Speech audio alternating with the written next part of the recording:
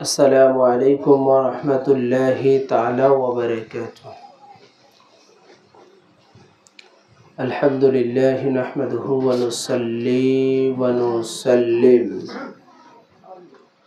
على رسوله الكريم الحنين المكين الرؤوف الرحيم وعلى آله وأهل بيته طيبين والطاهرين والمعصومين المجلومين العالمين،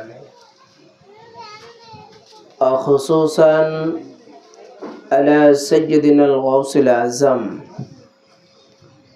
وعلى جده نبينا وعليهم الصلاة والسلام. فأعوذ بالله من الشيطان الرجيم. بسم الله الرحمن الرحيم.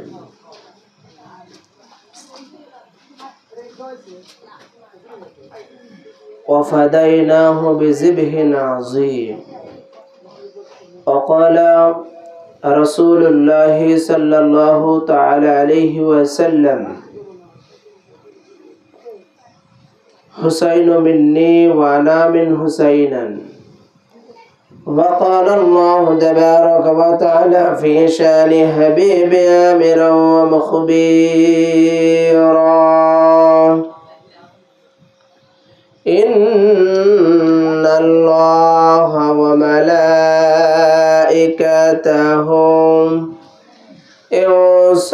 يصلون على النبي يا أيها الذين آمنوا صلوا عليه وسلموا تسليما. اللهم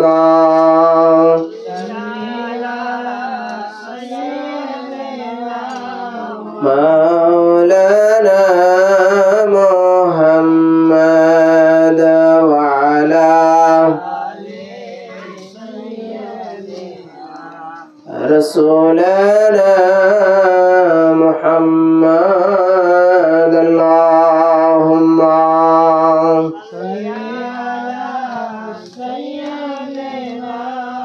مولانا محمد وعلى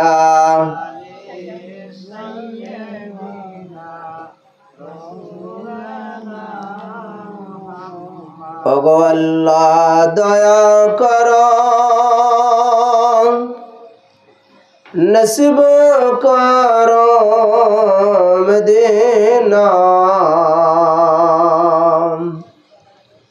ওই নূর নবীজিকে না দেখাইয়া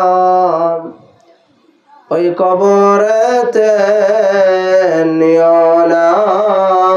আল্লাহুম্মা سيدنا مولانا محمد وعلى آله حبيبنا। আলহামদুলিল্লাহ, সমস্ত তারিফ প্রশংসা মহান সুবহানাহু ওয়া তাআলার দরবারে, যে আল্লাহ রাব্বুল আলামিন আপনাকে আমাকে পবিত্র এই মাহে মুহররমে আজ 12 তারিখ দিবাগত রজনীতে খেদির গ্রাম মরহুম মামুন মোল্লার বাড়িতে শুহাদায়ে কারবালার স্মরণে এই মহতি মাহফিলে আল্লাহ পাক আসবার মতো বসবার মতো সুযোগ করে দিয়েছেন। এই জন্য শুকরিয়া জ্ঞাপন করি আলহামদুলিল্লাহ। লক্ষ কোটি দরুদ ও সালাম রাসূল পাক সাল্লাল্লাহু তাআলা আলাইহি ওয়াসাল্লামের কদম মুবারক। আজকে মহতি মাহফিলের সম্মানিত সভাপতি সাহেব এবং মঞ্চে উপস্থিত বিশিষ্ট ব্যক্তিবর্গ, সামনে উপস্থিত দিনদার পরহেজগার মুত্তাকিন ভাই ও বোনেরা,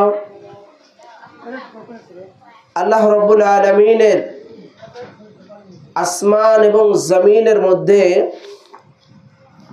সবচেয়ে বড় শ্রেষ্ঠ ইজ্জতওয়ালা, রুতবাওয়ালা, শানওয়ালা, মাকামওয়ালা আপনার আমার নবীর থেকে কেউ আছেন? নাই। আল্লাহ রাব্বুল আলামিন যা কিছু সৃষ্টি করেছেন, এই আসমান বলেন, জমিন বলেন, লৌহ বলেন, কালাম বলেন, আরশ বলেন, কুরসি বলেন, তামাম কুল কায়নাত যা যা বলেন, সবকিছু আল্লাহ তাআলা আমার নবীর প্রেমে পড়ে মুহাব্বত আল্লাহ সৃষ্টি করেছেন, তাই কি না? তো রাসূল পাক সাল্লাল্লাহু তাআলা আলাইহি ওয়াসাল্লামের শান, মান, মর্যাদা আল্লাহ পাক এত উঁচু করে দিয়েছেন। কোরআনে আল্লাহ ইরশাদ ফরমাচ্ছেন, ওয়া রাফা'না লাকা যিকরাক, যে হে নবী আমরা আপনার শানকে বুলন্দ করে দিয়েছি, উঁচু করে দিয়েছি। কেমন উঁচু? আল্লাহ বলেন, আমি যেখানে যেখানে আমার নবীও সেখানে সেখানে। আমি আল্লাহ পাক আমার নবীকে এত মুহাব্বত করি, ভালোবাসি, যে আমার নবী মুস্তাফা সাল্লাল্লাহু আলাইহি ওয়াসাল্লামকে আমি আল্লাহ পাক সব জায়গায় রেখে দিয়েছি। আল্লাহ পাকের নাম আজান আছে, রাসূলুল্লাহর নামও আজানের মধ্যে আল্লাহ রেখে দিয়েছে। আল্লাহ পাকের নাম ইকামতের মধ্যে, রাসূলুল্লাহর নাম মুবারক ইকামতের মধ্যে রেখে দিয়েছে। আল্লাহ পাকের নাম নামাজের ভেতরে আছে, আল্লাহ রসুলের নাম মুবারক আল্লাহ তাআলা নামাজের মধ্যে রেখে দিয়েছে। আল্লাহ পাকের নাম কালিমার মধ্যে রয়েছে, লা ইলাহা ইল্লাল্লাহ। ওই কালিমার ভিতরে আপনার আমার নবী, নূরের নবী, দয়াল নবী, রসুল পাকের নামও আল্লাহ তাআলা রেখে দিয়েছেন, মুহাম্মাদুর রাসূলুল্লাহ সাল্লাল্লাহু আলাইহি ওয়াসাল্লাম, তাই কি না? এখন আপনারা বলেন যে আমার নবীর ইজ্জত কম না বেশি? বেশি, এত বেশি যত নবী এসেছেন আদম আলাইহিস সালাম থেকে নিয়ে ঈসা রুহুল্লাহ পর্যন্ত সকল নবীরাই আমার নবী মুস্তাফার পরে এসেছেন। মানে আমার নবীকে আল্লাহ পাক সৃষ্টি করেছেন আগে, পাঠিয়েছেন পরে। আমার নবী সরকারে দু আলম, তানার জন্যই সমস্ত নবীদেরকে পাঠিয়েছেন। যাও 570 খ্রিস্টাব্দে একজন নবী আসবে, তোমরা একটা গোত্রের জন্য যাও, এলাকার জন্য যাও, এক একটা গ্রামের জন্য যাও।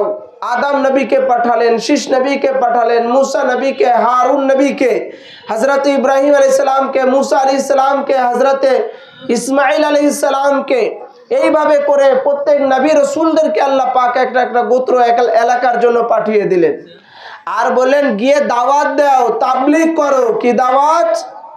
যে 570 খ্রিস্টাব্দে মক্কা নগরীতে মা আমেনার ঘরে, খাজা আব্দুল্লাহ আলাইহিস সালামের ঘরে, মা আমেনার উদারে একজন নবী আসবেন, যেই নবীর নাম হবে আহমদ। সেই নবী হবেন শ্রেষ্ঠ নবী, শেষ নবী। নবীর পরে আর কোনো নবী আসবে না। সেই রাসূল পাক সাল্লাল্লাহু আলাইহি সাল্লামকে আল্লাহ তাআলা এত মুহাব্বত করেন, ভালোবাসেন। আজানে, ইকামতে, নামাজের মধ্যে, উনার কালিমার মধ্যে উনার নামের পাশাপাশি, উনার নামের সাথে সাথে আল্লাহ পাক রাসূলুল্লাহর নাম মুবারক রেখে দিয়েছেন। শুধু তাই নয়, রাসূল পাক সাল্লাল্লাহু আলাইহি ওয়াসাল্লামকে আল্লাহ এত মুহাব্বত করেন, কোরআনে পাকে আল্লাহ অসংখ্য নবীদের নাম এনেছেন। আর নাম ধরে ধরে আল্লাহ ডেকেছেন, ইয়া মুসা, ইয়া হারুন, ইয়া ঈসা, ইয়া ইয়াকুব, ইয়া ইসহাক, ইয়া ইসমাঈল, ইয়া ইব্রাহিম, এই বলে বলে ডেকেছেন। কিন্তু আল্লাহ তাআলা আপনার আমার নবীকে এত মুহাব্বত করেন, এত ভালোবাসেন, যে আল্লাহ তাআলা বলতেছেন আমার নবীকে, ইয়া আইয়ুহার রাসূল, ইয়া আইয়ুহান নবী, কখনো রসুল বলে ডেকেছেন, কখনো নবী বলে ডেকেছেন, কখনো তুহা বলে ডেকেছেন, কখনো ইয়াসিন বলে ডেকেছেন। আবার কখনো আমার আল্লাহ পাক আমার নবীকে, রসুলকে আল্লাহ পাক যখন উনি চাদর আবৃত অবস্থায় রয়েছে তখন ইয়া আইয়ুহাল মুদাসসির বলে ডাক দিয়েছেন। আবার যখন আমার নবী কম্বল গায়ে দিয়ে আছেন আল্লাহ তাআলার নাম ধরে ডাকবেন না, আল্লাহ তাআলা ইয়া আইয়ুহাল মুজাম্মিল, আই কম্বল ওয়ালা বলে আল্লাহ তাআলা ডেকেছেন। তাহলে আমার নবীকে আল্লাহ ভালোবাসেন। আবার যখন মক্কা নগরীতে রাসূলুল্লাহ দিনের দাওয়াত দেওয়ার জন্য, তাবলীগ করার জন্য বেরিয়ে গেলেন, মক্কার কাফেররা আমার নবীর উপরে কঙ্কর নিক্ষেপ করলো, আঘাত করতে লাগলো, রাসূলুল্লাহ সাল্লাল্লাহু আলাইহি ওয়াসাল্লামের উপরে আয়েশ দিতে লাগলো। আল্লাহ রাব্বুল আলামিনের নবীকে আবু লাহাব ধ্বংসের কথা বলল, হাত দিয়ে ইশারা করলো। আল্লাহ তাআলা সহ্য করতে পারলেন না। কোরআনে পাকের লাহাব, সূরা লাহাব নামে একটা সূরা নাজিল করে আল্লাহ তাআলা সাথে সাথে প্রতিবাদ করে বললেন তাব্বাত ইয়াদা আবি লাহাবি ওয়া তাব। আল্লাহ সাথে সাথে প্রতিবাদ করলেন যে আমার নবীর হাত মুবারক ধ্বংস হবে না, তুমি আবু লাহাবেরই দুইটা হাত ধ্বংস হয়ে যা। আবার আমার নবীকে, নবী যা যা করেছেন উম্মতি মুহাম্মাদীকে শিক্ষা দেওয়ার জন্য, তাই কি না? রাসূল পাক সাল্লাল্লাহু আলাইহি সাল্লাম যা করেছেন উম্মতি মুহাম্মাদীকে শিক্ষা দেওয়ার জন্য। একজন গ্রাম্য ব্যক্তি এসে রাখাল বলে ডাক দিল। আমার আল্লাহ পাকের পছন্দ হলো না যে আমার নবীকে রাখাল বলে ডাক দিবে। আমার নবী সরকারে দু আলম ইমামুল আম্বিয়া যিনি রাহমাতাল লিল আলামিন, তানাকে রাখাল বলে ডাক দিবে, এটা আল্লাহ পাক সহ্য করতে পারেন না। কোরআনে পাকের আয়াতে কারিমা নাজিল করে দিলেন, ইয়া আইয়ুহাল্লাযীনা আমানু, ইয়া আইয়ুহাল্লাযীনা আমানু, যে হে ঈমানদাররা, বিশ্বাসীরা, লা তাকালু রাইনা ওয়া কালু উনদুরনা ওয়াসমাউ, তোমরা আমার নবীকে রাখাল বলে ডাকবে না, আমার নবীকে রাখাল বলে ডাকবে না। আল্লাহ পাক শিখায় দিচ্ছেন কি বলে ডাকবে, আকালু উনদুরনা ওয়াসমাউ, তোমরা আমার নবীকে বলো ইয়া রাসূলুল্লাহ, ইয়া হাবিবাল্লাহ, আপনি কৃপা দৃষ্টি করুন, দয়া করুন, আমাদের উপরে মেহেরবানি করুন। এই বলে বলে আমার নবী মুস্তাফাকে তোমরা ডাকবে, আহ্বান করবে। কখনো আমার নবীকে রাখাল বলা যাবে না, আমার নবীকে কখনো ছোট করে কথা বলা যাবে না, আমার নবীকে কখনো খাটো করে কথা বলা যাবে না। আল্লাহ তাআলা কোরআনে আরো ইরশাদ ফরমাচ্ছেন, ওয়া মা আরসালনাকা ইল্লা রাহমাতাল লিল আলামিন। আল্লাহ পাক বলতেছেন, ওয়া মা আরসালনাকা, হে নবী, আপনাকে এমনি এমনি আমি দুনিয়ায় পাঠাই নাই। অর্থাৎ আপনি আসার আগে যত নবীকে পাঠিয়েছি, কোন নবীকে একটা এলাকার জন্য, কোন নবীকে একটা গোত্রের জন্য, কোন নবীকে একটা কওমের জন্য, কোন নবীকে একটা নির্দিষ্ট জায়গার জন্য পাঠিয়েছি। কিন্তু ইয়া রাসূলুল্লাহ, ইয়া হাবিবাল্লাহ, আপনাকে আমি পাঠিয়েছি ওয়ামা আরসালনাকা ইল্লা রাহমাতাল লিল আলামিন, আপনাকে পাঠিয়েছি রাহমাতাল লিল আলামিন করে, অর্থাৎ তামাম কুল কায়নাতে, সমস্ত সৃষ্টি জগতের জন্য, আসমানের জন্য, জমিনের জন্য, লাহব কালামের জন্য, আরশ ও কুরসির জন্য, তামাম কায়নাতের জন্য, সমস্ত সৃষ্টি জগতের জন্য আপনাকে আমি আল্লাহ রাহমাতাল লিল আলামিন করে পাঠিয়েছি। আমি আল্লাহ রব্বুল আলামিন, আর আপনি নবী হচ্ছেন রাহমাতাল লিল আলামিন। আমি আল্লাহ সমস্ত সৃষ্টি জগতের রব, আর আপনি নবী হচ্ছেন সমস্ত সৃষ্টি জগতের রহমান। তাহলে আমার নবীর ইজ্জত ছোট না বড়? এত বড় যে আল্লাহ পাক আমার নবীকে কখনো নাম ধরে ডাকেন না। শুধু কি তাই, আমার নবী মুস্তাফা সাল্লাল্লাহু আলাইহি ওয়াসাল্লাম তিনি যখনই দিনের দাওয়াত দিতে যেতেন, ওনার উপরে জুলুম হতো, অত্যাচার হতো। আল্লাহ তাআলা বলতেন, ইয়া রাসূলুল্লাহ, আপনি বলেন আমি দুই পাহাড়কে চাপিয়ে দিয়ে এদেরকে ধ্বংস করে দেই। রাসূলুল্লাহ বলতেন যে না, রব্বে করিম, এরা এখন হেদায়েত হচ্ছে না, একটা সময় আপনি এদেরকে হেদায়েত করবেন, এরা বুঝতে পারবে, এই জন্য এদেরকে ধ্বংস করা যাবে না। আল্লাহ রাসূলুল্লাহ এত দরদি ছিলেন, এত আল আমিন ছিলেন যে রব্বে করিম জুল জালালি ওয়াল ইকরামের নবীর কাছে এসে হিন্দুরা পর্যন্ত, অন্য ধর্ম অবলম্বী লোকেরা এসে আমার নবীর কাছে পয়সা রেখে যেত, যে কোনো জিনিস রেখে যেত, আমানত রেখে যেত আমার নবীকে। এই আল আমিন উপাধি রাসূলুল্লাহ সাল্লাল্লাহু আলাইহি ওয়াসাল্লামকে ওই মক্কা নগরের লোকেরাই দিয়েছিল, কারণ উনি এতটা বিশ্বাসী ছিলেন, আমানতদার ছিলেন। সেই নবী মুস্তাফা সাল্লাল্লাহু আলাইহি সাল্লামকে কি আমাদের আপনাদের মতো সাধারণ মানুষের কাতারে আনা যাবে? যাবে না। আজকে অনেকেই বলে মিলাদ কিয়াম নাই, বলে মিলাদ পড়া যাবে না, কিয়াম করা যাবে না, বলে কি বলে না?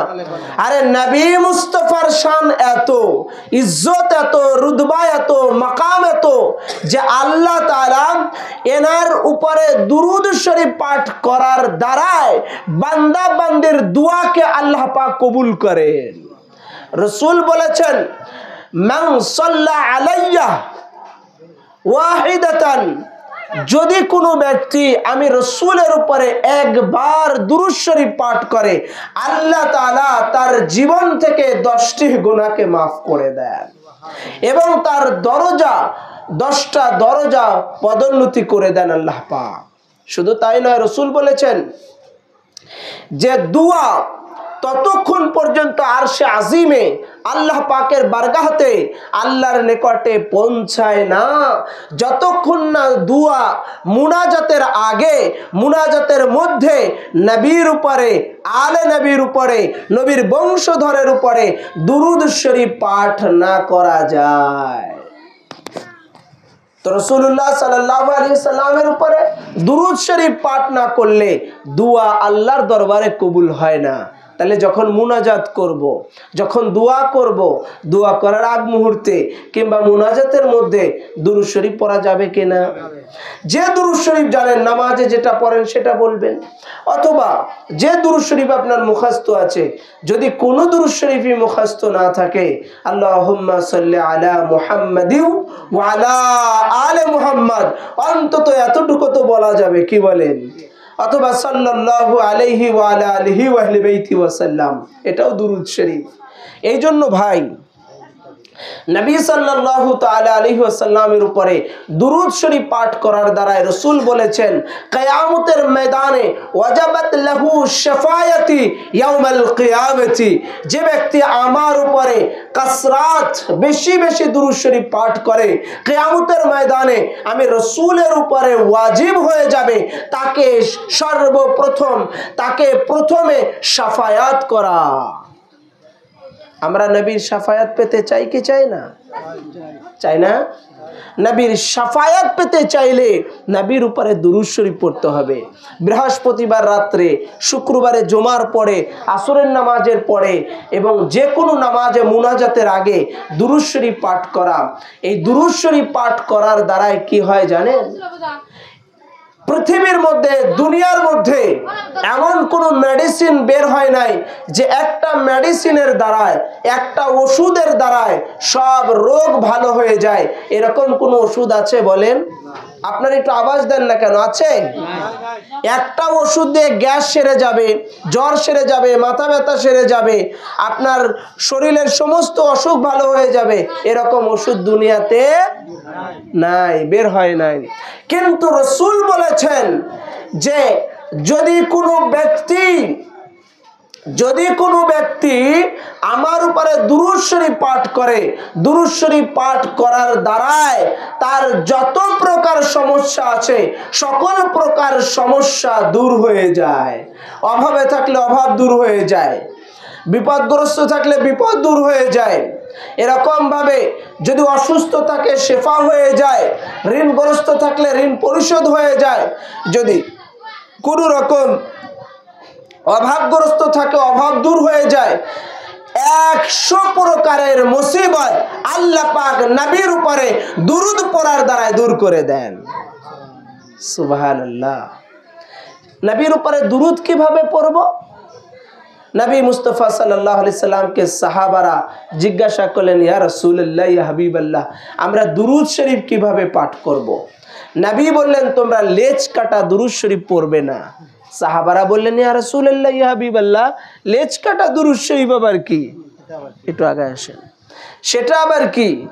রাসূলুল্লাহ সাল্লাল্লাহু আলাইহি সাল্লাম বললেন যে অসম্পূর্ণ, অর্থাৎ দুরূদ শরীফ যখন পাঠ করবে তখন আমার এবং আমার বংশধরের উপরে, আমি নবীর খানদানের উপরে, আমার ইতরাতের উপরে দুরূদ শরীফ পাঠ করতে হবে। কিভাবে? আল্লাহুম্মা সাল্লি আলা মুহাম্মাদি ওয়া আলা আলে মুহাম্মাদ পড়বে। যতক্ষণ না ওয়া আলা আলে মুহাম্মাদ না বলবে ততক্ষণ দুরূদ শরীফ লেজ কাটা হয়ে যাবে। আল্লাহুম্মা সাল্লি আলা মুহাম্মাদি ওয়া আলা আলে মুহাম্মাদ, এই পুরা দুরূদ শরীফ পড়তে হবে। অর্থাৎ আল্লাহ, আপনি দুরূদ পৌঁছে দেন নবী এবং নবীর বংশধরের উপরে। নবীর বংশধর আছে কি আছে না? কথা বলেন, আছে না? অনেক মুল্লারা বলে, মসজিদের ইমাম সাহেব বলে, নবীর কোনো বংশধর নাই, আমরাই নবীর বংশধর। আরে ভাই, খান গোষ্ঠী আছে, বিশাল মুল্লা গোষ্ঠী আছে, পরামানিক গোষ্ঠী আছে, আছে না আপনাদের গ্রামে? হ্যাঁ, আর কি গোষ্ঠী আছে? অনেক রকম আছে। পরামানিক গোষ্ঠী, মন্ডল গোষ্ঠী বড় বড় হয়, হ্যাঁ, এরকম হয় না, বড় বড়। তো মন্ডল গোষ্ঠী, পরামানিক গোষ্ঠী যদি বিশাল বড় হতে পারে, এদের বংশ যদি পরস্পর বড় হতে পারে, এমনও আছে পরামানিক পাড়া বলে, একটা পাড়াই আছে মন্ডল পাড়া বলে, পুরাটাই গ্রামের সবাই মন্ডল গোষ্ঠী, এই জন্য পাড়াটাই মন্ডল হয়ে গেছে, আছে না? তো যদি এই গোষ্ঠীটা বা এদের গোত্রটা, বংশটা যদি এত বড় হতে পারে, আপনি আপনার বাবা, তার বাবা, তার বাবা, তার বাবা, এইভাবে করে যদি আমরা আসতে পারি, আমার নবী যিনি রাহমাতুল লিল আলামিন, যিনি তামাম কুল কায়নাতের বাদশা, যিনি নবীদেরও নবী, যিনি নবীদের সরদার, যিনি ইমামুল আম্বিয়া, সেই নবী মুস্তাফার বংশ কি ছোট হবে? না, উনার বংশ হবে বিশাল বড়। কিয়ামত পর্যন্ত উনার বংশ চলতেই থাকবে, কিয়ামত পর্যন্ত চলতেই থাকবে। কিভাবে? কোরআনে পাকে আল্লাহ পাক এটার প্রমাণ রেখে দিয়েছেন। নবী সাল্লাল্লাহু আলাইহি সাল্লামের জামানায় লোকেরা এসে বলছে, নবী সাল্লাল্লাহু আলাইহি সাল্লাম আবতার, বংশ নাই, নির্বংশ, নাউজুবিল্লাহি মিন জালিক। আল্লাহ তাআলা পছন্দ করলেন না, আমার নবীকে বংশহীন বলবে, নির্বংশ বলবে, এটা হতে পারে না। কারণ আমার নবী হচ্ছেন রাহমাতুল লিল আলামিন, ওনাকে সৃষ্টি না করলে আমি আল্লাহ কিছুই সৃষ্টি করতাম না। আর সেই নবীকে বংশ নাই এইটা বলে আল্লাহ তাআলা সাথে সাথে কোরআনে পাকের সূরা কাউসার নাজিল করে দিলেন। দিয়ে আল্লাহ পাক প্রতিবাদ করলেন, বলেন, ইন্না আ'তাইনাকাল কাউসার ফাসাল্লি লিরাব্বিকা ওয়ানহার ইন্না শানিয়াকা হুয়াল আবতার। আল্লাহ বলতেছেন, নিঃসন্দেহে, নিশ্চয় আমি আপনাকে কাল কাউসার আতা করেছি। হাউজে কাউসার নয়, কাল কাউসার আতা করেছি মানে কাসরাতে আওলাদ দান করেছি। অর্থাৎ আলী আর ফাতিমার নসল থেকে যত আওলাদ আসবে, সন্তান আসবে, সমস্ত সন্তান আওলাদ আপনার বংশ হবে। আর আল্লাহ পাক বলতেছেন লাস্টের আয়াতে, ইন্না শানিয়াকা হুয়াল আবতার, যারা আপনাকে নির্বংশ বলেছে ওরাই বংশহীন, ওরাই লেজ কাটা, ওদেরই বংশ নাই, আপনার বংশ আছে, কাসরাতে আওলাদ আমি দান করেছি। রাসূলুল্লাহ সাল্লাল্লাহু আলাইহি সাল্লাম ইরশাদ ফরমিয়েছেন, তোমাদের বংশ পরস্পর, তোমাদের ছেলে সন্তান তার ছেলে, তার ছেলে থেকে জারি থাকবে। কিন্তু আমি রাসূল যেহেতু শেষ নবী, খাতামুন নবী, আমার পরে কোনো নবী নাই, আনা খাতামুন নবিয়্যিন লা নবিয়্যা বা'দি, আমি সর্বশেষ নবী, আমার পরে আর কোনো নবী হবে না। ওই জন্য আমার বংশ পরস্পর পরস্পর পরস্পর পরস্পর জারি থাকবে। আমার যেহেতু শরীয়তের দৃষ্টিতে কোনো ছেলে সন্তান দুনিয়াতে হায়াতে বেঁচে ছিল না, ওই জন্য আমার রাসূলের বংশটা জারি থাকবে। রাসূলের মেয়ে খাতুনে জান্নাত ফাতিমাতু জাহরার নসলার বংশ থেকে। তার মানে ফাতিমার মা, ফাতিমার নাম শুনেছেন? মা ফাতিমার নাম শুনেছেন? মা ফাতিমাকে জান্নাতের নারীদের সরদারিনী যেতাম। ইমাম হুসাইন রাসূলুল্লাহর কাছে আবদার করতেন, ইয়া রাসূলুল্লাহ, আমি ঘোড়ার উপরে সওয়ার হব, ঘোড়ার উপরে সওয়ার হব। রসুল বলতেন, এখন আমি মদিনায় ঘোড়া কোথায় পাবো? রসুল তখন নিজে হাবুগুড়ি দিতেন আর হাসান আর হুসাইনকে বলতেন, আমার পিঠ মুবারকে চড়ো। রাসূলুল্লাহ সাল্লাল্লাহু আলাইহি সাল্লাম দুই নাতির জন্য, ওনার দুই নওয়াসার জন্য, দুই বেটার জন্য, হাসান আর হুসাইনের জন্য রাসূলুল্লাহ নিজে হাবুগুড়ি দেওয়া শুরু করে দিতেন। শুধু তাই নয়, ইমাম হাসান, বড় ইমাম পাক বলা হয় নাকি, হযরত ইমাম হাসান আল মুজতবা, ইনি রাসূলুল্লাহর এই মাথা মুবারক থেকে নাভি পর্যন্ত হুবহু একই রকম ছিল। কি বলেছেন? এ হাদিসে পাক রয়েছে তিরমিজি শরীফ জামিউস সহিহর মধ্যে। আবার ইমাম আহমদ ইবনে হাম্বল এনেছেন আল মুসনাদের মধ্যে, ইবনে হিব্বান এনেছেন আস সহিহর মধ্যে, ইমাম দাইলামি এনেছেন আল মুসনাদের মধ্যে, আবার ইমাম আহমদ ইবনে হাম্বল ফাজাইলুস সাহবার মধ্যে এনেছেন, আবার ইমাম মুকদ্দাসি আহাদিসুল মুখতারার মধ্যে এনেছেন, ইমাম হাইসানি মামারিজুজ জামান কিতাবের মধ্যে এনেছেন, আবার ইবনে জাওজি সিফাতুস সাফওয়া কিতাবের মধ্যে এনেছেন, আবার ইমাম জাহাবি সিয়ারুল আলামিন আন নুবালা কিতাবের ৩য় খণ্ডর 250 পৃষ্ঠার মধ্যে এনেছেন। রাসূল সাল্লাল্লাহু আলাইহি ওয়াসাল্লাম বলতেছেন, আনা আলিয়্যুন ক্বালা আল হাসানু আশবাহু বিরাসূলিল্লাহি সাল্লাল্লাহু আলাইহি ওয়াসাল্লাম মা বাইনা সাদরি ইলা রাসিহি ওয়াল হুসাইনু আশবাহু বিন নবী সাল্লাল্লাহু আলাইহি ওয়াসাল্লাম মান কানা আসফালা মিন যালিক। রাসূল বলতেছেন, হাসান বড় ইমাম পাক ইমামে হাসান আল মুজতবা আলাইহিস সালাম ছিলেন মাথা থেকে নাভি পর্যন্ত হুবহু দেখতে রাসূলুল্লাহর মতো, আর বাকি অংশটুকু ছিলেন ইমাম হুসাইন। তো হাসান আর হুসাইন এনারা রাসূলুল্লাহর মতো দেখতে ছিলেন, রাসূলুল্লাহর চেহারা মুবারকের সাথে হুবহু মিল ছিল। তাই রাসূলুল্লাহ সাল্লাল্লাহু আলাইহি সাল্লাম যখন মদিনার বাইরে যেতেন দাওয়াত দেওয়ার জন্য, তাবলীগের জন্য, ইসলামের দাওয়াতে বের হতেন, মদিনায় থাকতেন না।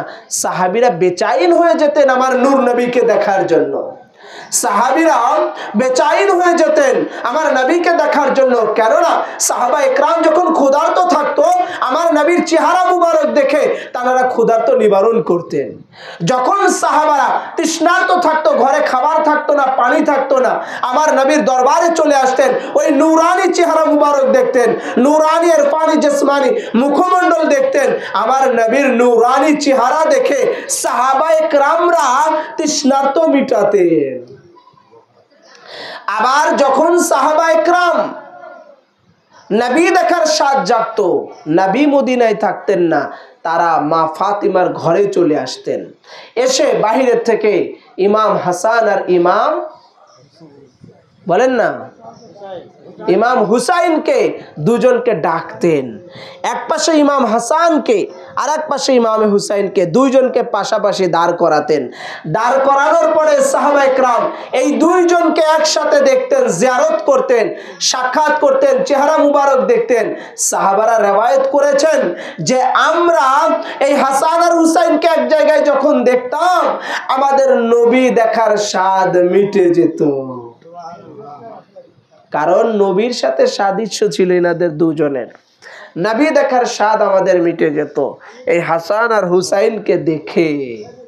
এই হাসান আর হুসাইনকে দেখে আমাদের নবী দেখার স্বাদ মিটে যেত। তাহলে এই হাসান আর হুসাইনের ইজ্জত কি কম? হ্যাঁ, অনেক বেশি, অনেক বেশি। এবং এনাদের দুইজনের মা হচ্ছেন খাতুনে জান্নাত ফাতিমাতুজ জাহরা, যিনি সমস্ত জান্নাতের নারীদের সরদারিনী।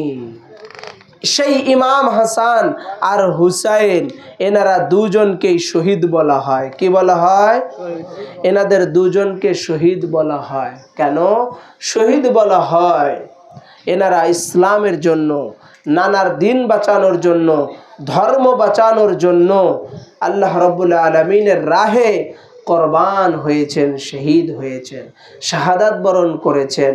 হযরতে ইমামে হাসান আল মুজতবা তাকে বিষ প্রয়োগ করে শহীদ করা হয়েছিল। এই জন্য ওনার পুরা দেহ মুবারক সবুজ বর্ণ হয়ে গিয়েছিল, সবুজ কালার হয়ে গিয়েছিল। আর ইমাম হুসাইন তানাকে কারবালার ময়দানে, কিসের ময়দানে? কারবালার ময়দানে 61 হিজরিতে 10ই মুহররমে নির্মমভাবে শহীদ করা হয়েছে। নির্মমভাবে শহীদ করা হয়েছে, রক্তে লালে লাল করে দেওয়া হয়েছে, যার কারণে ইমাম হুসাইনের কালার রং ছিল লাল। দুরূদ শরীফ পড়ি আল্লাহুম্মা, সবাই জোরে জোরে একসাথে।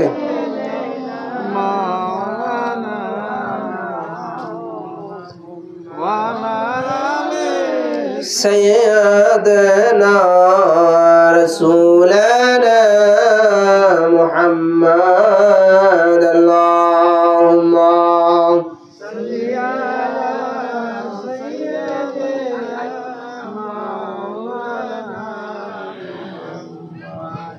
وعلى آله حبيبنا। ময়দানে কারবালার যে নির্মম ইতিহাস আছে, ঘটনা আছে, খুবই হৃদয় বিদারক। ইয়াজিদের নাম শুনেছেন? সেই ইয়াজিদ বায়াত নেওয়ার জন্য ইমাম হুসাইনের উপরে প্রেসার ক্রিয়েট করতে লাগলো। শুধু তাই নয়, কুফা থেকে কয়েক হাজার চিঠি লেখা শুরু করলো ইমাম হুসাইনের কাছে। প্রথমে চিঠি লেখা শুরু করলো যে ইমাম পাক, আপনি আমাদের এখানে কিছু কারিকে পাঠান, আমরা কোরআন শিখতে চাই। কিছু কারিকে পাঠিয়ে দিলেন। এরপরে বললেন যে আপনি কিছু হাফেজে কোরআনকে পাঠিয়ে দেন। হাফেজে কোরআনকে ইমাম পাক পাঠিয়ে দিলেন। তাদেরকে কুফাবাসীরা গুম করে দিল। এরপরে ইমাম পাকের কাছে চিঠি লেখা শুরু করলো। ইমাম পাকের কাছে লিখতে লাগলো যে আপনি কুফাতে আসেন, এসে আমাদেরকে বায়াত গ্রহণ করান, আমরা বায়াত হতে চাই এবং আমরা আপনার হাতে হাত দিয়ে বায়াত গ্রহণ করতে চাই। এটা বলতে লাগলো। ইমাম হুসাইন উনি কাজ থাকার কারণে যেতে পারছেন না। ওনার পক্ষ থেকে একজন পাঠিয়ে দিলেন হযরতে মুসলিম বিন আকিলকে, ওনার চাচাতো ভাইকে পাঠিয়ে দিলেন যে যাও তুমি গিয়ে কুফার দৃশ্যগুলো দেখে আসো, কি কন্ডিশন। তো মুসলিম বিন আকিলকে যখন পাঠালেন, মুসলিম বিন আকিল যাওয়ার পরে কুফাবাসীরা উপরে উপরে তার সাথে ভালো ব্যবহার দেখালো, তাকে আদর আপ্যায়ন করলো, সম্মান করলো। কিন্তু যখনই তার এই আদর আপ্যায়ন সবকিছু পাওয়ার পরে মুসলিম বিন আকিলকে বলল এবার একটা চিঠি লেখো ইমাম হুসাইনের কাছে, যে এখানকার লোকের ব্যবহার আচরণ সবই ভালো। তখন চিঠি লেখা হয়ে গেল। তখন হযরতে মুসলিম বিন আকিলকে তারা নির্মমভাবে শহীদ করলো। শুধু তাই নয়, হযরতে মুসলিম বিন আকিলকে শহীদ করার পরে ওনার দুই শাহজাদা ছিলেন, তারা মদিনায় মক্কা শরীফে আসবেন খবর দেওয়ার জন্য যে ইমাম পাক আপনি কুফাতে যাবেন না। আমার আব্বার কাছ থেকে ওরা ভালো ব্যবহার দেখিয়ে ওরা আমার আব্বার কাছ থেকে চিঠি লিখে আমার আব্বার উপরে জুলুম করেছে, অত্যাচার করেছে, শহীদ করেছে, আপনি যাবেন না।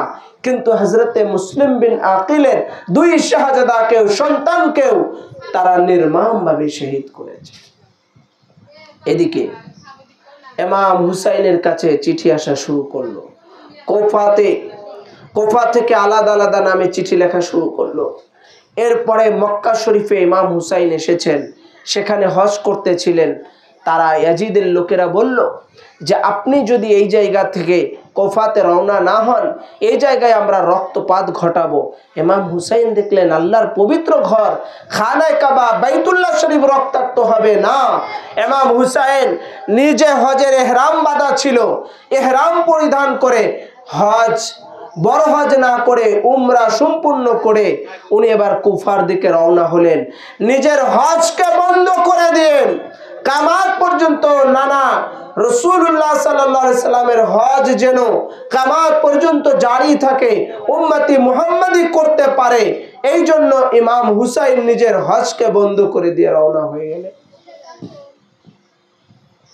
পথিমধ্যে অসংখ্য ঘটনা ঘটেছে, সবাই দেখতেছে এই 100 জনের কাফেলা, এই আলী আকবর, এই আলী আসগার ছোট্ট শিশু, এই আবুল কাসিম, আবার এই হজরতে সৈয়দা সাকিনা মা জাইনাব, ইনাদেরকে দেখতেছেন নবী পরিবার, নবীর বংশধর, নবীর খানদান, নবীর আওলাদ, নবীর ঘরের লোক, এনারা মক্কা ছেড়ে এনারা কুফার দিকে যাচ্ছে, এনারা তো আর এইভাবে আর ফিরে আসবেন না।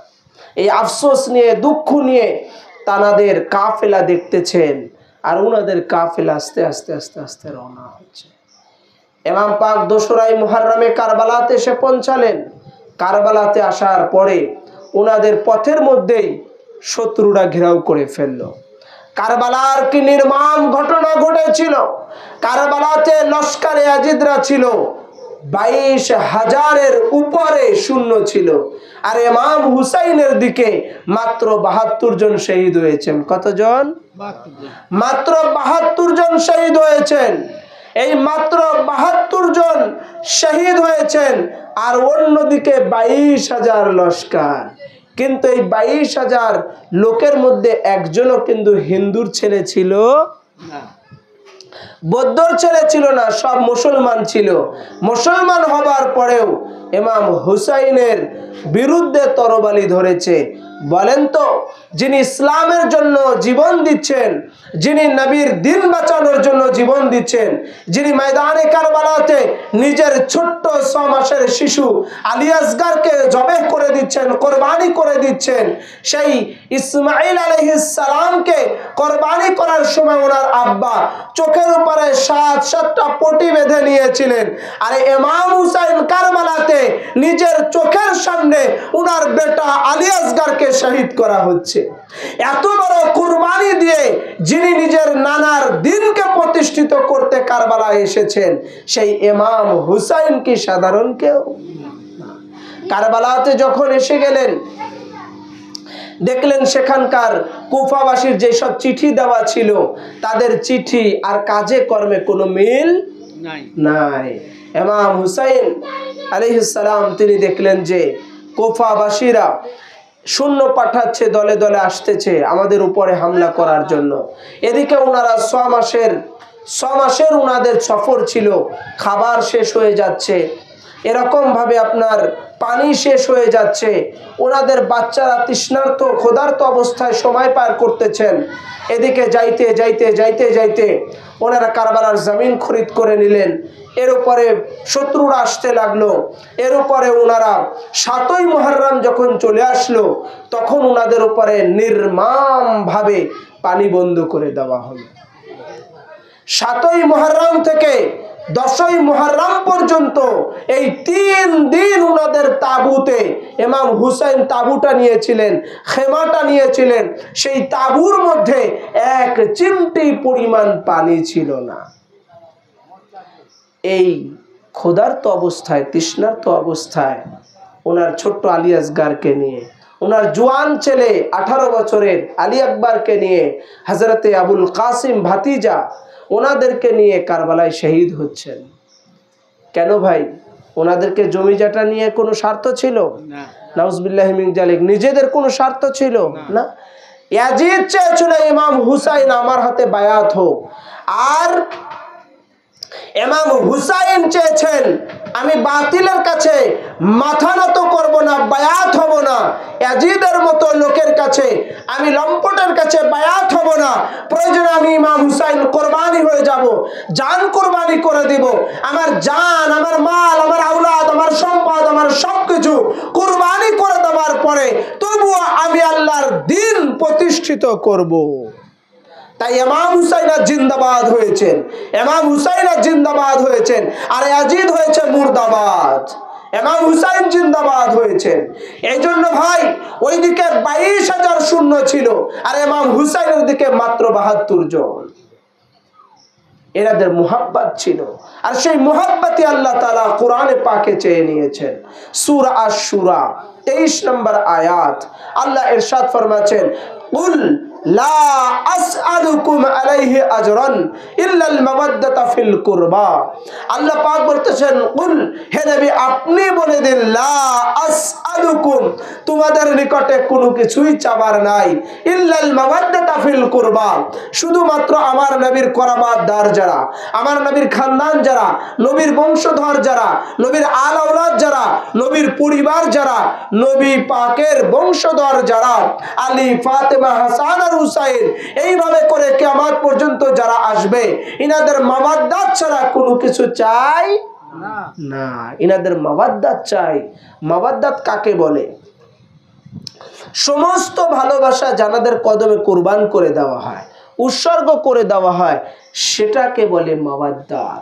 অর্থাৎ নিজের ঘর থেকে, সন্তানাদি থেকে, ঘর বাড়ি থেকে, সবকিছু থেকে নবী পরিবারকে বেশি মুহাব্বত করতে হবে, যেটা রসুল আমাদেরকে শিক্ষা দিয়েছেন ইনাদের ভালোবাসার জন্য। রসুল যেটা করেন সেটা করা সুন্নাত। রসুল যেটা করেছেন সেটা হচ্ছে, হযরত ইবনে আব্দুল্লাহ মাসউদ রওয়ায়াত করেছেন, ক্বালা রাসূলুল্লাহ সাল্লাল্লাহু আলাইহি ওয়াসাল্লাম, মান আহাব্বানি ফালইউহিব্বা হাযাইনি। রাসূল সাল্লাল্লাহু আলাইহি ওয়াসাল্লাম বলেছেন যে মান আহাব্বানি, যে আমাকে ভালোবাসতে চায়, যে ব্যক্তি আমাকে ভালোবেসেছে তার উপরে ওয়াজিব হয়ে গেছে আমার হাসান আর হুসাইন ইনাদের দুইজনকে ভালোবাসা, মুহাব্বত কর। আবার রাসূলুল্লাহ সাল্লাল্লাহু আলাইহি ওয়াসাল্লাম বলেছেন যে হাসান আর হুসাইনকে তোমরা মুহাব্বত করো। কেন? আমার কারণে। আমি রসুল তাদের দুইজনকে মুহাব্বত করি, ভালোবাসি। এই জন্য তোমরাও হাসান আর হুসাইন এই দুইজনকে মুহাব্বত করো, ভালোবাসো। তাই রাসূলুল্লাহ সাল্লাল্লাহু তাআলা আলাইহি ওয়াসাল্লাম বলেছেন যে হাসান আর হুসাইনকে তোমরা মুহাব্বত করো, ভালোবাসো আমার কারণে। আমি রসুলের আওলাদ, আমি রসুলের সন্তান, আমি রসুলের শাহজাদা, এই কারণে তোমরা এদেরকে ভালোবাসবে। তাই রাসূলুল্লাহ সাল্লাল্লাহু আলাইহি সাল্লাম এত ভালোবাসতেন, যখন উনি নামাজে খুতবা দিচ্ছিলেন শুক্রবারে, দেখতেছেন হযরতে ইমাম হাসান আর হুসাইন আসতেছেন, ছোট্ট শিশু বাচ্চা, পড়ে যাচ্ছেন, হামুগুড়ি দিয়ে আসতেছেন, পড়ে যাচ্ছেন ছোট বাচ্চারা। হযরতে রাসূলুল্লাহ সাল্লাল্লাহু আলাইহি সাল্লাম কষ্ট পেলেন, উনি খুতবা বন্ধ করে দিলেন। খুতবা বন্ধ করে দিয়ে এবার উনি মিম্বার থেকে নেমে হাসান আর হুসাইনকে কোলে নিয়ে খুতবা দেওয়া শুরু করলেন। সাহাবা ইকরামকে দেখালেন, দেখো আমার কাছে হাসান আর হুসাইনের মর্যাদা কি আছে, আর হাসান আর হুসাইনকে দেখো আমি কত মুহাব্বত করি।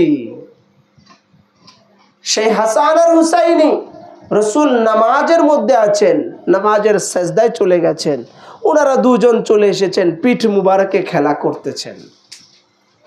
অনেক সময় বাড়িতে যখন নামাজ পড়ি আমরা, আমাদের ছোট মেয়ে বা ছেলে বাচ্চা থাকলে নামাজের সামনে এসে বসে, কোলের উপরে বসে, ঘাড়ের উপরে চড়ে বসে, বসে কি বসে না?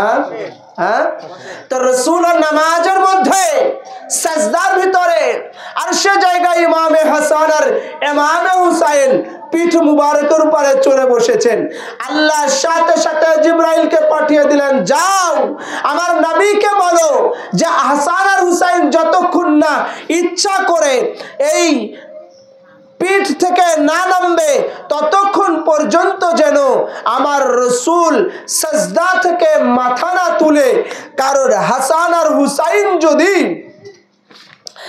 পড়ে যায়, হাসান আর হুসাইন যদি পড়ে যায়, আমি আল্লাহ কষ্ট পাবো। ওই জন্য বলো যেন আমার নবী হাসান হুসাইন যখন নামবে তখন যেন রসুল সাজদা থেকে মাথা তুলেন। হাসান আর হুসাইন যখন নামলেন, তাতে ৭০ বার পর্যন্ত তাসবিহ পাঠ করলে যতটা সময় হয় অতটা সময় রাসূলুল্লাহ সাজদার মধ্যে ছিলেন, সাজদাকে লম্বা করে দিলেন। এই হাদিসে পাক রয়েছে আবুল ইয়ালার মধ্যে, মুসনাদে আবুল ইয়ালার মধ্যে আছে এবং ইমাম হাইসানি মাজমাউল জাওয়াইদের মধ্যে এনেছেন। এছাড়াও আরও কয়েকটা কিতাবের মধ্যে রয়েছে রাসূলুল্লাহ সাল্লাল্লাহু আলাইহি ওয়াসাল্লাম নিজের সাজদাকে লম্বা করে দিলেন। তো যখন মা ফাতিমার কাছে গেলেন হাসান আর হুসাইন, ইমাম হুসাইনকে মা ফাতিমা বললেন, বেটা আজকে তুমি আমার আব্বা মুহাম্মদুর রাসূলুল্লাহকে কষ্ট দিয়েছো, তোমার কারণে সাজদার ভিতরে অনেকক্ষণ থাকতে হয়েছে।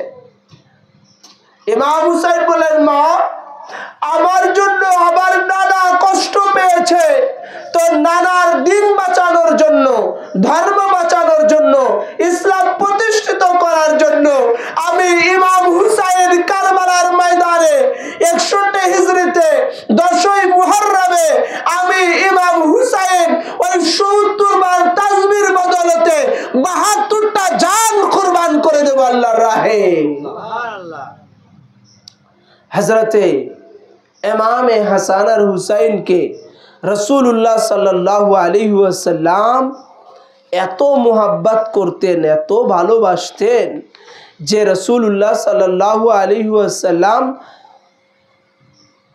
ওনার পেট মুবারকের উপরে বাতনিহি আলা বাতনিহি আল আবান আলা বাতনিহি, রাসূলের পেট মুবারকে হাসান আর হুসাইন খেলা করতেন। আরে ভাই, কারবালায় যিনি শহীদ হয়েছেন সেই ইমাম হুসাইনের খেলার জায়গা ছিল রাসূলুল্লাহর পিঠ। কারবালায় যে হুসাইন শহীদ হলো সেই ইমাম হুসাইনের খেলার জায়গা ছিল রাসূলুল্লাহর কোল মুবারক। কারবালায় যে হুসাইন শহীদ হলো সেই হুসাইনের খেলার জায়গা ছিল রাসূলুল্লাহ সাল্লাল্লাহু আলাইহি সাল্লামের ঘাড় মুবারক। কারবালায় যে হুসাইন নির্মমভাবে শহীদ হলো সেই ইমাম হুসাইনের জন্য আল্লাহ তাআলার নামাজের খুতবা বন্ধ করে দিয়ে রাসূলুল্লাহ হাসান আর হুসাইনকে কোলে নিয়ে খুতবা দিয়েছেন। কারবালায় যে শহীদ হলো সেই হুসাইনের জন্য রাসূল নামাজের সাজদাকে লম্বা করে দিয়েছেন। অথচ মাসলা আছে 7 বারের বেশি তাসবিহ পাঠ করা যাবে না, বেশিক্ষণ সাজদায় থাকা যাবে না 7 বারের বেশি ফরজ নামাজে। অথচ রাসূলুল্লাহ মাসলা সমস্ত কিছু তৈরি করনেওয়ালা, জাননেওয়ালা সেই রাসূলুল্লাহ শুধু ইমামে হুসাইন কষ্ট পাবে বলে 70 বার পর্যন্ত তাসবিহ পাঠ করার সমপরিমাণ সময় পর্যন্ত সাজদায় থাকলেন। আবার খুতবা পড়ার সময় জুমার দিনে কথা বলা যাবে না, চুপ করো এই কথাটাও বলা যাবে না, এটা বলা হারাম আছে, নিষেধ আছে। অথচ রাসূলুল্লাহ আল্লাহর নামাজের খুতবাকে বন্ধ করে হাসান আর হুসাইনকে কোলে নিয়ে খুতবা নিয়ে দেখালেন, দেখো আরে নামাজ যদি পড়তে হয় হুসাইনের মুহাব্বত নিয়ে পড়ো, খুতবা যদি দিতে হয় হুসাইনের মুহাব্বত নিয়ে খুতবা দাও। আরে নামাজ, খুতবা, দিন, ধর্ম সবকিছুর ঊর্ধ্বে ইমামে হুসাইন। কেননা ইমাম হুসাইন যদি কারবালায় শহীদ না হতো তো আল্লাহ তাআলা দিন ধর্ম কোনো কিছুই রাখতেন না, সে ইমাম হুসাইনের জন্য রেখেছেন। এই জন্য খুতবার সময় দেখালেন, দেখো আমার কাছে হুসাইনের মর্যাদা কি, আমার কাছে হুসাইনের সম্মান কি, রুতবা কি, ইজ্জত কি। দেখো আমার কাছে এত সম্মান, এত রুতবা, এত ইজ্জত যে আমি হাসান আর হুসাইনকে ভালোবাসি। আমার নবী যাকে ভালোবাসেন তাকে যদি আমরা ভালোবাসি, আমার নবী খুশি হবেন না বেজার হবেন? খুশি হবেন। কেন? ধরেন আপনার ছেলে, ছোট্ট বাচ্চাকে যদি আপনার বাড়িতে কেউ বেড়াইতে আসে, কোলে নেয়, ভালোবাসে, আদর করে, বাপ মা কিন্তু খুশি হয়। আর যদি দুষ্টামি করে, চিমটি দেয়, খারাপ আচরণ করে, গালাগালি করে, বকাবকি করে, খারাপ ব্যবহার করে, মারধর করে, তাহলে বাপ মা অসন্তুষ্ট হয় না? তো রাসূলুল্লাহকে মুহাব্বত করতে চাইলে আল্লাহ পাক বলতেছেন, আমি আল্লাহকে যদি মুহাব্বত করতে চাও, বলি ইন কুনতুম তুহিব্বুনাল্লাহ ফাত্তাবিউনি ইউহিব্বুকুমুল্লাহ, আমি আল্লাহকে যদি ভালোবাসতে চাও, মুহাব্বত করতে চাও, তো আমার রসুলকে তোমরা মুহাব্বত করো, আমার রসুলকে পায়রুবি করো, আমার রসুলকে ভালোবাসো। আমার রসুলের মুহাব্বতই আমি আল্লাহর মুহাব্বত হয়ে যাবে। রসুলের মুহাব্বতই আমি আল্লাহর মুহাব্বত হয়ে যাবে। রসুলের ভালোবাসা, রসুলের মুহাব্বতই আমি আল্লাহর মুহাব্বত। আর রাসূলুল্লাহ বলতেছেন, মান আহাব্বানি ফাকাদ আহাব্বা আহলে বাইতিহি ওয়া মান আহাব্বানি ফাকাদ আহাব্বাল্লাহ। আরে আমি রাসূলকে যদি ভালোবাসতে চাও, খাতামুন নবীনকে যদি ভালোবাসতে চাও, রাহমাতুল লিল আলামিনকে যদি ভালোবাসতে চাও, নূর নবীকে যদি ভালোবাসতে চাও, তাহলে আমার আহলে বাইতকে, আমার খানদানকে, আমার বংশধরকে, আমার আলী, ফাতেমা, হাসান আর হুসাইনকে ভালোবাসো। এই আহলে বাইতকে ভালোবাসলে আমি রাসূলের ভালোবাসা হয়ে যাবে। আর আমি রাসূলের ভালোবাসা হয়ে গেলে আল্লাহর ভালোবাসা পেয়ে যাবে তোমরা, আল্লাহর ভালোবাসা হয়ে যাবে।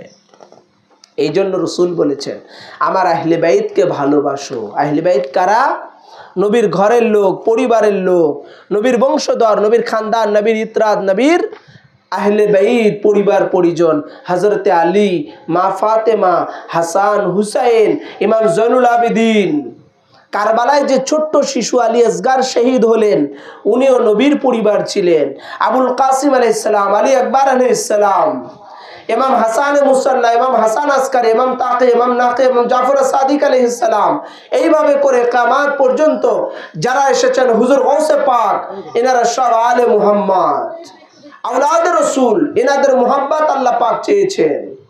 আর রাসূল কি বলেছেন? মান আহাব্বাল হাসান ওয়াল হুসাইনা ফাকাদ আহাব্বানি। দেখেন, রাসূল বলেছেন, ইবনে মাজার মধ্যে হাদিসে পাক আছে, আবার নাসাইর মধ্যে আছে, সুনানুল কুবরার ভিতরে, আহমদ ইবনে হাম্বালের মধ্যে আছে, ইমাম তাবরানী এনেছেন, আবার ইমাম তাবরানী মুজাবুল কবির এনেছেন, আবার আবু ইয়ালা আল মুসনাদের মধ্যে এনেছেন, ইবনে রাহুয়া তিনি এনেছেন, ইমাম নাসাই ফাজাইলুস সাহাবার মধ্যে এনেছেন, কেনানি মিসবাহুস জুজাজা এই কিতাবের মধ্যে এনেছেন, এতগুলো কিতাব এনেছেন। রাসূল বলেছেন যে হাসান আর হুসাইনকে, এই দুই ইমাম পাককে, হাসনাইন কারামাইনকে, দুই ইমাম পাককে, এই হাসান আর হুসাইন আলাইহিমাস সালামকে মুহাব্বত করবে, তারা যেন আমি রাসূলকেই মুহাব্বত করলো, ভালোবেসেছে। হাসান আর হুসাইনকে মুহাব্বত করাই আমাকে মুহাব্বত করা, ভালোবাসা আমাকে ভালোবাসা। আর ইনাদের কষ্ট দেওয়া, নবীকে কষ্ট দেওয়া, রসুলকেই কষ্ট দেওয়া। তো কারবালায় যারা হুসাইনের উপরে তরবারি চালিয়েছে, ইমাম হুসাইনের গলাতে ছুরি চালিয়েছে, ইমাম হুসাইনের মাথা মুবারকে আঘাত করেছে, ইমাম হুসাইনের গায়ে তীর নিক্ষেপ করেছে, তারা কি আমার নবীকে ভালোবেসেছে না কষ্ট দিয়েছে? তো যারা হাসান হুসাইনকে কষ্ট দিয়েছে, হাসান হুসাইনের উপরে জুলুম করেছে, আমার নবী কষ্ট পেয়েছেন কিনা? পেয়েছে। তো কারবালায় লোক সংখ্যা কম ছিল, এই ৭২ জন, কিন্তু ৭২ জনের যে ভেতরে ঈমান ছিল সেটা আহলে বাইতের প্রেম, মুহাব্বত, ভালোবাসার কারণে। ভালোবাসা ছিল হাসানের প্রতি, হুসাইনের প্রতি, আহলে বাইতের প্রতি, রসুলের প্রতি, রসুলের খানদানের প্রতি, তাই তারা জান্নাতি হয়ে গেল। আর ওই ২২,০০০ লস্করে আজিদ লানাতুল্লাহি আলাই, ওদের দাড়ি থাকার পরেও, টুপি থাকার পরেও, জুব্বা থাকার পরেও, হাব্বা গুব্বা থাকার পরেও, সব কিছুর পরেও তারা জাহান্নামী হয়ে গেল শুধু ইমাম হুসাইনের মুহাব্বত না থাকার কারণে। রাসূল পাক সাল্লাল্লাহু আলাইহি সাল্লাম বলেছেন, এই ৫ জনের কথা বললাম না, রাসূল পাক হযরতে হাসান, হযরত ইমাম হুসাইন, বলেন না নামগুলো বলেন, এই নামগুলো বললেও সওয়াব হবে। এরপরে হযরতে আলী, মা ফাতিমা, এই ৫ জনকে ভালোবাসলে লাভ কি? রাসূলুল্লাহ সাল্লাল্লাহু আলাইহি সাল্লাম বলেছেন, মান আহাব্বানি। রাসূল সাল্লাল্লাহু আলাইহি সাল্লাম ইমাম হাসান আর হুসাইনের হাত মুবারক ধরলেন, ধরে বলতেছেন হাসান আর হুসাইনের যে আমি এই দুইজনকে মুহাব্বত করি, ওয়া আহাব্বা হাযাইনে, আমি এই দুইজনকে মুহাব্বত করি, ওয়া এবং তোমরা এই দুইজনকে মোহাব্বত করো। আর যেই ব্যক্তি ইনাদের আব্বাকে মোহাব্বত করবে, তো হাসান আর হুসাইনের আব্বার নাম কি? ওনার আব্বা জানেন হযরত আলী কাররামাল্লাহু ওয়াজহুল করিম। তো হযরত আলীকে মোহাব্বত করবে। এবং ইনার মা হযরতে ফাতিমাকে মোহাব্বত করবে। রাসূলুল্লাহ সাল্লাল্লাহু আলাইহি ওয়াসাল্লাম বলেছেন, কানা মাই ফিদ দারাজাতি ইয়াউমাল কিয়ামা, সেই ব্যক্তি কিয়ামতের ময়দানে আমি রাসূলুল্লাহ সাল্লাল্লাহু আলাইহি ওয়াসাল্লামের সাথেই থাকবে, তার সাথেই আমাদের সাথেই তাদের হাসর নাসর হবে, আমাদের সাথেই তাদের হাসর নাসর হবে। রাসূল পাক সাল্লাল্লাহু তাআলা আলাইহি ওয়াসাল্লাম বলেছেন, কি বলেছেন?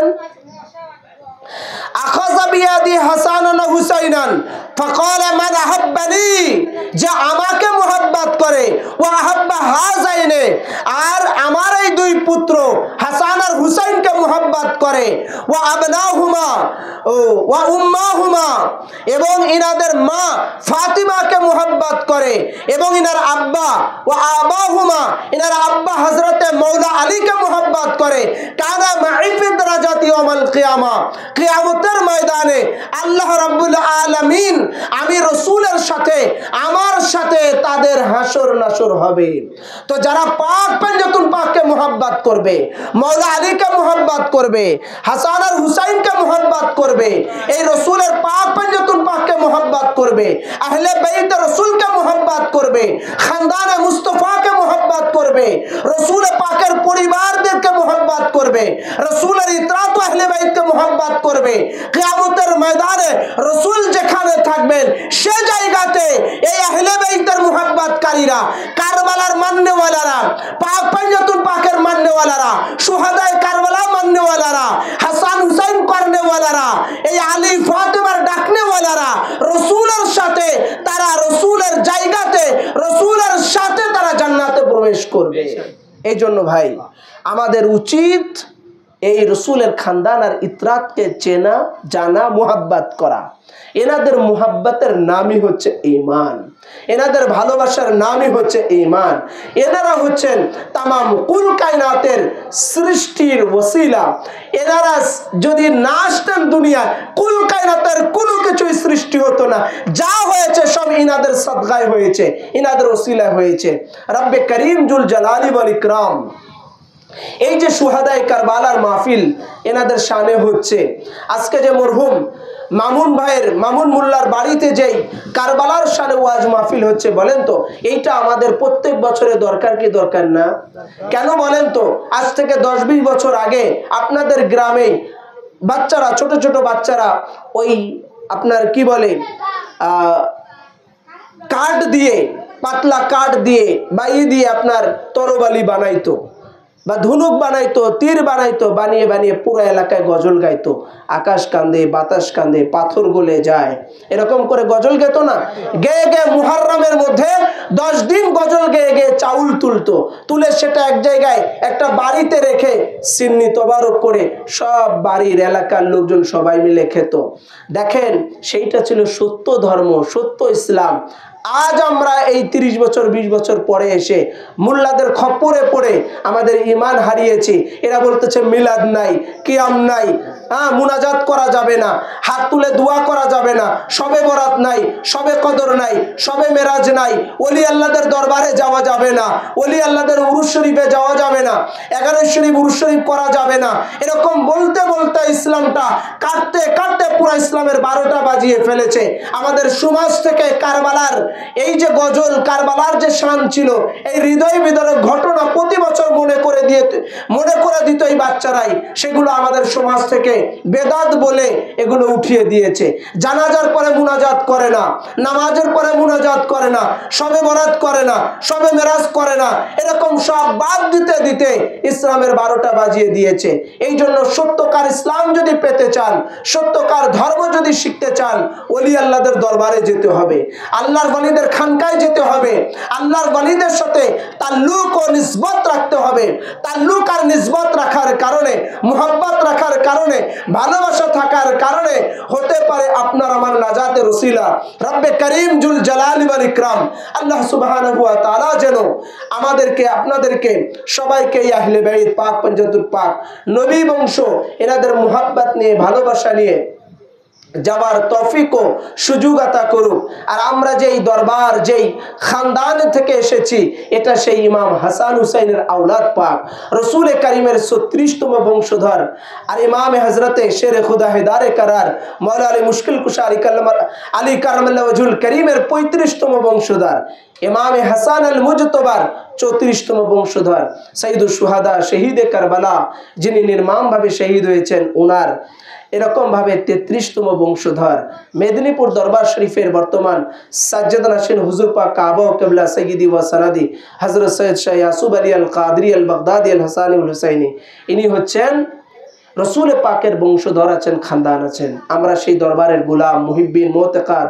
আল্লাহ রাব্বুল আলামিন যেন মৃত্যু পর্যন্ত শুহাদায়ে কারবালা আহলে বাইতের মুহাব্বত রেখে দুনিয়া থেকে যাবার সুযোগ আতা করো। সকলে বলি আমিন সুম্মা আমিন। আসসালামু আলাইকুম ওয়া রাহমাতুল্লাহি তাআলা ওয়া বারাকাতুহু।